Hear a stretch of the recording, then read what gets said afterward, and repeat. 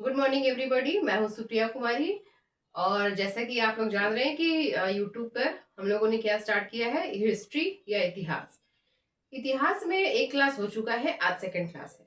तो देखिए, first class में हम लोगों ने क्या देखा कि इतिहास को किस तरह से हम लोग डिवाइड करते हैं, इतिहास को हम लोग कैसे बांट के पढ़ेंगे, क्लासिफिकेशन ऑफ हिस्ट्री, इतिहास का विभाजन, ये हम लोग देख चुके हैं। तो फर्स्ट वीडियो में मैंने आपको बताया था कि इतिहास का विभाजन दो तरीके से हुआ है।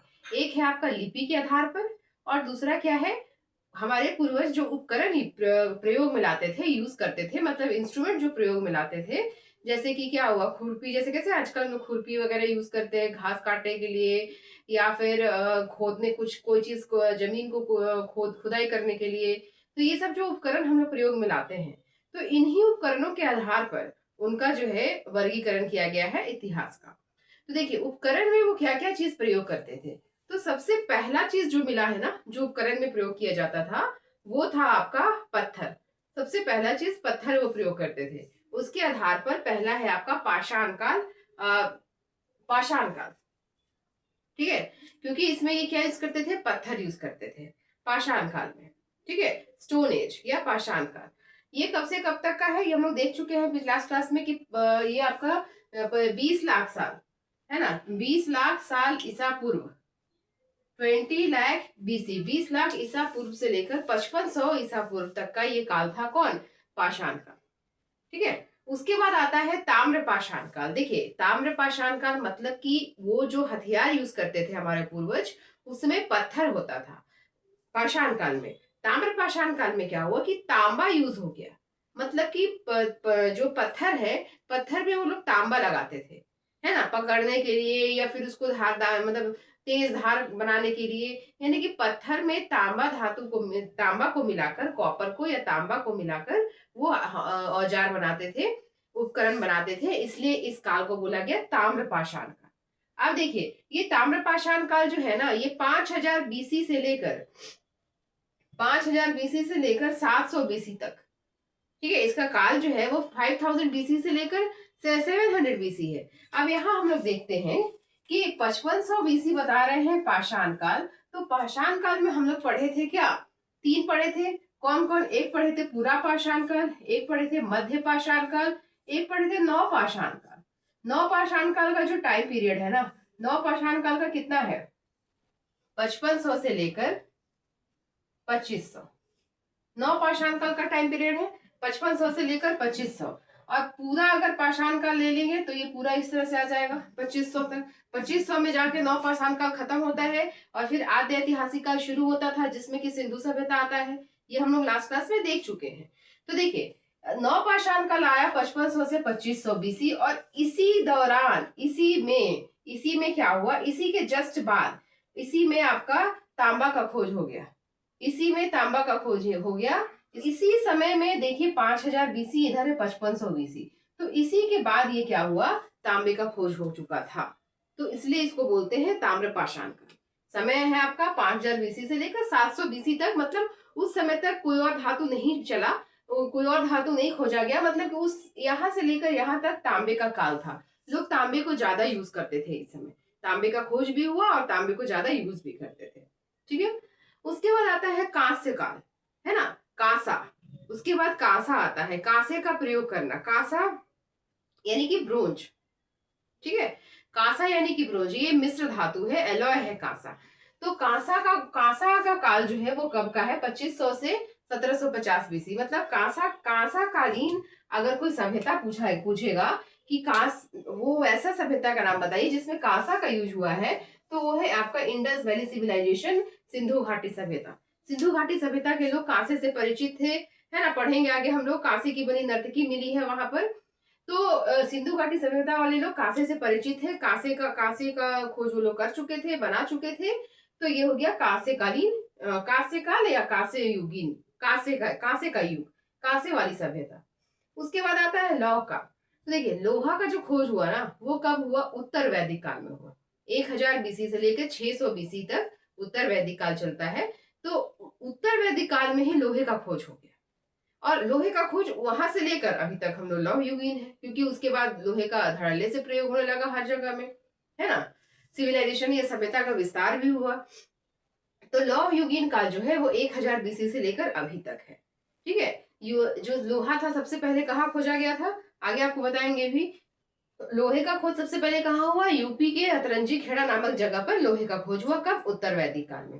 तो देखिए, उपकरण के आधार पर इस तरह से 4 भाग में इतिहास को बांटा गया है। लेकिन हम लोग पढ़ेंगे कौन सा, लिपि के प्रयोग के आधार पर। ये हम आपको बता दिए कि इस तरह से भी इतिहास को बांटा जाता है, उपकरण के प्रयोग के आधार पर। ठीक है, चलिए अब हम लोग आगे देखेंगे पाषाण काल। आज हम लोग पाषाण काल पढ़ लेंगे। पाषाण काल में क्या क्या आता है, उसमें क्या हुआ, क्या खोज हुआ, क्या आविष्कार हुआ, ये सारा चीज हम लोग आज देखेंगे। तो देखिए, पूरा पाषाण काल या पैलियोलिथिक एज, ये जो है ना पूरा पाषाण काल, ये सबसे शुरुआत का काल है। और हमारे जो पूर्वज है आदि मानव, वो सबसे ज्यादा समय यहीं पर व्यतीत किए हैं पूरा पाषाण काल में। 20 लाख ईसा पूर्व से लेकर 10,000 ईसा पूर्व तक, सब सोचिए कितना ज्यादा समय है।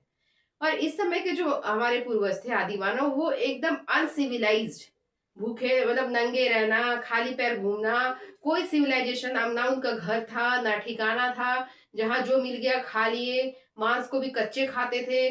वो लोग क्या करते थे कि पहाड़ पर बड़े बड़े पत्थरों को रखते थे, ऐसे टिका कर बड़े बड़े पत्थरों को रखेंगे, नीचे से कोई जानवर जा रहा है, गिरा दिए उस पर, जानवर मर गया, उसको खा लिए, खा के फिर चल दिए आगे। मतलब वो शिकार करके खाते थे। कैसे खाते थे, शिकार करके। तो ये कैसा थे, आखेटक थे या शिकारी थे। इस समय के जो मानव थे ये शिकार करने वाले थे, शिकारी थे, शिकार करके खाते थे। फिर क्या था, खाद्य संग्राहक थे, मतलब खाना को अपना बचा कर रखते थे। जैसे कि खाद्य को खाना जो है ना, जानवर को मार के फिर ले गए, अपना जितना खाना हुआ खाए, फिर बचा उसको रखे, बचा के रखेंगे तभी तो फिर अगले दिन खाएंगे। मतलब खाना को बचा कर रखते थे, संग्रह करके रखते थे, खाना को जुटा कर खाते थे। तो एकदम खाना बदोश जिंदगी था इनका, कुछ भी नहीं था, ना स्थायी घर था ना कुछ था। लेकिन और इनके पास मनोरंजन का भी तो कोई साधन नहीं था, कुछ था ही नहीं, एकदम अनसिविलाइज। तो ये क्या करते थे, अब जैसे जिस गुफा में ये रहेंगे, जैसे रात हो गई तो कहीं रुक गए किसी भी गुफा में, तो उस गुफा में ही वो कुछ ऐसे चित्रकारी क्या बहुत अच्छा चित्रकारी नहीं किए हैं। मतलब कि पत्थर से उठा के गुफा के पत्थर पे कुछ लिख दिए, खरोच दिए। तो उस तरह से कुछ चित्र भी मिला है इनके समय का, चित्रकारी मिला है। कहाँ चित्रकारी मिला है, इनके द्वारा किया गया चित्रकारी कहाँ मिला है, तो मध्य प्रदेश के रायसेन जिला में भीमबेटका, भीमबेटका नामक जगह पर, गुफा नामक जगह पर क्या मिला है, गुफा चित्रकारी मिला है, जगह पर गुफा चित्रकारी मिला है। मतलब भीमबेटका नामक जगह पर एक गुफा है, उसी गुफा में इस काल का क्या मिला है, कुछ चित्र मिला है। मतलब ये नहीं बस ऐसे ऐसे ऐसे ऐसे ऐसे इस तरह का ही चित्र मिला है, कुछ बहुत अच्छा चित्र नहीं है कि वो आपको ऐसा कुछ समझ में नहीं आ रहा है कि किसका चित्र बना है क्या है, बस इस तरह से चित्र मिला है। मतलब इससे पता चलता है कि वो लोग अपना मनोरंजन करने के लिए इस तरह का चित्रकारी वगैरह किया करते होंगे। ठीक है, अब देखिए, एक सबसे महत्वपूर्ण खोज किया इन लोगों ने इस समय में। क्या किया, जैसे कि ये ऊपर से पत्थर गिरा देते थे नीचे, अब वो नीचे पत्थर गिराए तो हो सके नीचे भी कोई और पत्थर होगा, तो 2 पत्थर आपस में टकराए तो कुछ चिंगारी जैसा निकला। उन लोग को लगा कि क्या है भाई, फिर वो लोग पत्थर घिस घिस के देखने लगे कि ऐसा क्या निकल रहा है इसमें से। देखी कि कुछ निकला जलने जैसा, कुछ निकल रहा है। देखा कि इससे तो हाथ जल रहा है, इससे जानवर लोग भाग रहे हैं। फिर उसमें वो मांस डाल के देखा, मांस पक गया, खाने में उसको और अच्छा लगा। मतलब कि सबसे इंपॉर्टेंट जो ये लोग खोज किया है ना इस समय, ये लोग आग का खोज किया है, आग की खोज। एग्जाम पॉइंट ऑफ व्यू से आपका इंपॉर्टेंट है। आग की खोज कब हुई, पूरा पाषाण काल में आग की खोज ये लोग कर लिया, सबसे इंपॉर्टेंट चीज। तो बस इतना ही है इनके बारे में। शिकार करके खाते थे, खाना को अपना जुटा कर खाते थे, खाद्य संग्राहक थे, चित्रकारी जानते थे थोड़ा मोड़ा अपना मनोरंजन करने के लिए, और सबसे इंपॉर्टेंट क्या किया वो लोग, आग का खोज किया। ठीक है, और ये लोग जो हथियार यूज करते थे, मतलब जो पत्थर यूज करते थे हथियार के रूप में, वो बड़े बड़े पत्थर यूज करते थे। उसके बाद आता है आपका मध्य पाषाण काल। मध्य पाषाण काल में जो पत्थर था ना, उसका आकार छोटा हुआ, मध्यम आकार का, मतलब मध्यम आकार का पत्थर जो है ये लोग यहाँ पर यूज करते थे। मिडिल, मध्यम आकार का पत्थर, मध्यम आकार का पत्थर, पत्थर का साइज थोड़ा छोटा हो गया, यहाँ पे बड़े पत्थर, और उसके बाद ये लोग फिर यहाँ क्या यूज किए, छोटे आकार के पत्थर, बड़े पत्थर, और यहाँ ये लोग यूज करने लगे छोटे पत्थर, मध्यम आकार के पत्थर। और इसमें क्या एक चीज इसमें और क्या खोजा ये लोग, अंत्येष्टि कार्यक्रम, मतलब दाह संस्कार करना ये लोग शुरू कर दिया।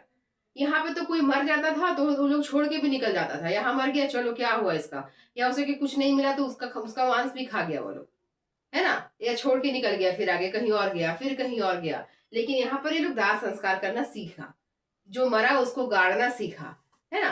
तो यहाँ पर दाह संस्कार ये लोग करता था, और दाह संस्कार में वो लोग क्या, दाह संस्कार करना सीखा, दाह संस्कार करना ये लोग सीखा। और क्या किया है, दफनाया है, तभी तो हड्डियां मिली है उस समय की, जिससे पता लगाया जा चुका है। तो ये लोग दाह संस्कार की प्रक्रिया करना शुरू किया, हो सकता है जलाया भी होगा और दफनाया भी होगा, दोनों चीज किया होगा। तो देखा जाए तो मोटा मोटी आपका अंत्येष्टि कार्यक्रम या दाह संस्कार का कार्यक्रम का शुरुआत मध्य पाषाण काल से हो चुका था। ठीक है, बस इसमें इतना ही इंपॉर्टेंट है। फिर हम लोग आगे बढ़ते हैं नव पाषाण काल। अब नव मेन इनका सिविलाइजेशन जो है ना, नव पाषाण काल से शुरू होता है। क्या किया ये लोग नव पाषाण काल में, देखिए यहाँ तक तो ये लोग मांस ही खाता था। नव पाषाण काल में ये लोग क्या किया कि जैसे कुछ खा के सीड फेंक दिया होगा, बीज फेंक दिया होगा, वहां से क्या हुआ, नया पौधा निकल गया, है ना, न्यू प्लांट निकल गया। तो देखा कि ये क्या है, उसको अब हम कुछ भी फसल अगर उगाएंगे तो उस फसल के उगने से लेकर पकने तक हमें थोड़ा तो इंतजार करना पड़ेगा ना, 2 महीना 3 महीना 6 महीना। तो ये लोग क्या किया, इंतजार किया फसल के बड़ा होने तक, पकने तक, कि क्या निकलता है उसमें से। मतलब इन लोग का अस्थाई निवास होना शुरू हो गया, यानी कि ये लोग एक जगह टिक के रहने लगा, यानी कि इनका क्या किसका शुरुआत हुआ, अस्थाई निवास। ये लोग एक जगह रहना शुरू कर दिया। क्यों अस्थाई निवास हुआ ये लोग का, क्योंकि ये लोग खेती का शुरुआत कर दिया था, खेती करने की शुरुआत कर चुका था ये लोग, इसीलिए ये लोग का निवास जो है वो अस्थाई होने लगा। फिर जब खेती करने लगा तो इसको धीरे धीरे लोग पशुपालन भी करने लगा, पशुओं को भी पालने लगा, पशुपालन भी करने लगा ये लोग। तो पशुपालन की भी शुरुआत ये लोग किया। सबसे पहला जो जानवर था जो हमारे आदि मानव पाले थे वो क्या था, कुत्ता था, क्योंकि ये बहुत वफादार होता है। तो पशुपालन की भी शुरुआत हो गई नव पाषाण काल में। अब देखिए खेती किया ये लोग, खेत में अनाज हुआ। अब सोचा कि उस अनाज को ले कैसे जाएंगे भाई, हाथ हाथ में करके कितना ले जाएंगे। तो ये लोग मिट्टी उठाया, मतलब ऐसा किया, ऐसा ही किया होगा ना, इनके दिमाग में आइडियाज आते गए होंगे, उस समय का तो कोई बचा नहीं है कि बताए। तो ये मिट्टी उठाया, उस मिट्टी से फिर बर्तन जैसा बनाया, बर्तन जैसे से फिर घड़ा जैसा बनाया, मतलब कि मन का बनाना शुरू किया ये लोग, मन का, मिट्टी का घड़ा या मन का, मिट्टी का मन का, और इसी मनके में ये लोग अनाज रखते थे। ठीक है, अब देखिए मन का भारी हो गया, अब कैसे लोग ले जाएगा, इनके पास पशु तो था ही, तो क्या किया ये लोग, पहिया बनाना शुरू किया, पहिए का आविष्कार किया। बहुत इंपॉर्टेंट को यहाँ, बहुत इंपॉर्टेंट को आविष्कार है इसका, पहिए का आविष्कार। अब पहिया बन गया, पहिया बना के पशु को आगे बांध दिया, हो गया गाड़ी बन गया, और उस पर आराम से क्या किया ये लोग, अनाज को रख के ले गया। तो पहिया का आविष्कार हुआ, यहाँ पर पहिए का आविष्कार हुआ। तो इस तरह से हमारे जो आदि मानव थे वो धीरे धीरे सिविलाइज्ड होने लगे, है ना। जो कहाँ भूखे नंगे ऐसे ही घूमते थे, धीरे धीरे वो कहाँ एक जगह पे रहने लगे, खेती करने लगे, पशुपालन करने लगे, पहिया बनाना सीख गए, गाड़ी बनाना सीख गए। तो उनमें सिविलाइजेशन धीरे धीरे आने लगा। तो ये तीनों काल का इंपॉर्टेंट चीज है। पूरा पाषाण काल की इंपॉर्टेंट क्या है, आग का खोज। मध्य पाषाण काल का इंपॉर्टेंट क्या है, दाह संस्कार सीखना। और नव पाषाण काल में पहिए का आविष्कार किया, मिट्टी का मनका बनाना शुरू किया, खेती करने का शुरुआत कर दिया, पशुपालन का शुरुआत कर दिया, और स्थायी निवास उन लोग का हो गया, यानी कि एक जगह वो लोग टिक के रहने लगे। ठीक है, अब देखिए जो आपका पशुपालन खेती है ना, तो हमको प्रूफ कैसे मिला है, तो वो लोग खेती करते थे, और किस चीज का खेती सबसे पहले किए, किस फसल का खेती वो सबसे पहले किए। तो देखिए जौ और गेहूं, है ना, जौ और गेहूं का फसल वो पहले किए। सबसे पहले पहली फसल जो लोग उगाए वो जौ था। ठीक है, तो देखिए जौ और गेहूं दो चीज का मिला है साक्ष्य, जौ तथा गेहूं, जौ तथा गेहूं का प्रूफ मिला है, साक्ष्य मिला है। कहां से मिला है? ठीक है, जौ तथा गेहूं का जो फसल है उसको करने का साक्ष्य हमको मिला है। कहां से मिला है? ये पाकिस्तान के मेहरगढ़ नाम के जगह में, है ना। पाकिस्तान है, पाकिस्तान में सुलेमान और किरथर की पहाड़ियां है, नाम है सुलेमान तथा किरथर की पहाड़ियां। तो पाकिस्तान में सुलेमान तथा किरथर के पहाड़ियों के बीच मेहरगढ़ नाम का जगह है, वहां से गेहूं तथा जौ की खेती का साक्ष्य मिला है। कब मिला है? कब, किस टाइम में मिला है? गेहूं तथा जौ की खेती का साक्ष्य मिला है कहाँ? मेहरगढ़, पाकिस्तान में सुलेमान तथा किरथर, सुलेमान तथा किरथर के पहाड़ियों के बीच, पहाड़ियों के बीच एक जगह है, उसका नाम क्या है? मेहरगढ़। पहाड़ियों के बीच मेहरगढ़ नाम का जगह से, मेहरगढ़ नामक स्थान, मेहरगढ़ नामक स्थान पर क्या मिला है? जौ तथा गेहूं का खेती का साक्ष्य मिला है। और कब मिला है ये? 7000 बीसी। ठीक है, 7000 बीसी में मिला है। तो देखिए मध्य पाषाण का इतना से इतना टाइम पीरियड है ना, लेकिन मनुष्य तो सिविलाइज होना शुरू कर दिया था ना। ये तो एक एज बताया गया है कि हाँ इतना से इतना है, लेकिन जरूरी थोड़ी है कि 5500 में ही वो खेती शुरू किया होगा। मतलब उस शुरुआत हो गई थी, मध्य पाषाण काल में घुसने के बाद से ही उनका सिविलाइजेशन का शुरुआत हो गया था।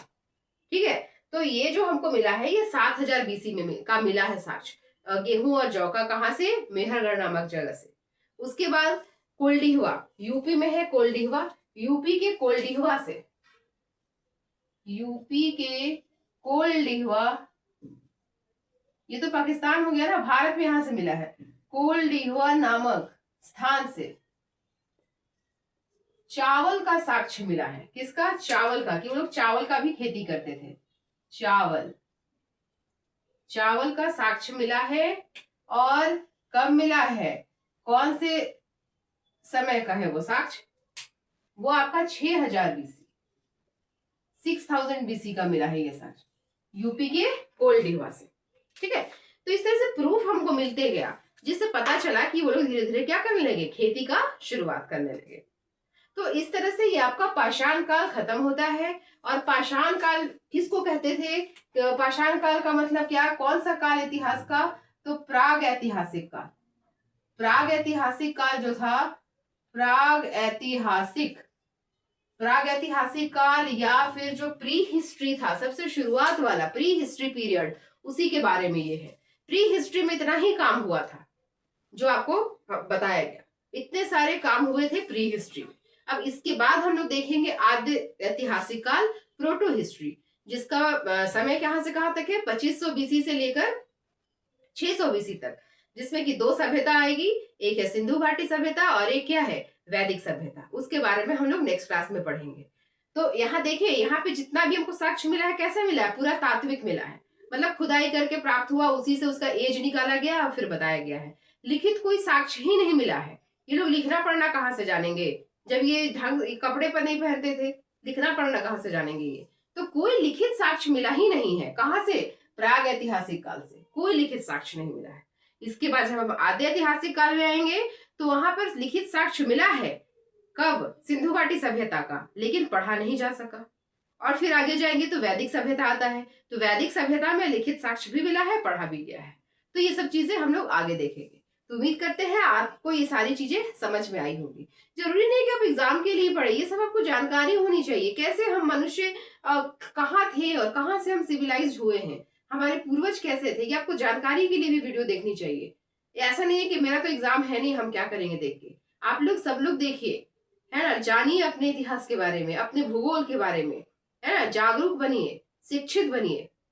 तो उम्मीद करते हैं आपको ये वीडियो समझ में आई होगी, ये क्लासेस समझ में आई होगी। कुछ अगर आपको डाउट है, कुछ नहीं समझ में आता है या कुछ और इम्प्रूवमेंट की जरूरत है तो आप कमेंट कर सकते हैं। कमेंट बॉक्स में आप अपना कमेंट छोड़ सकते हैं, और फिर कुछ और आपको डाउट है, प्रॉब्लम है, तो अपना क्वेश्चन भी वहां छोड़ सकते हैं। आपका प्रॉब्लम को सॉल्व किया जाएगा। अब आगे की क्लास देखेंगे हम लोग नेक्स्ट क्लास में, नेक्स्ट वीडियो में। Thank you, have a nice day.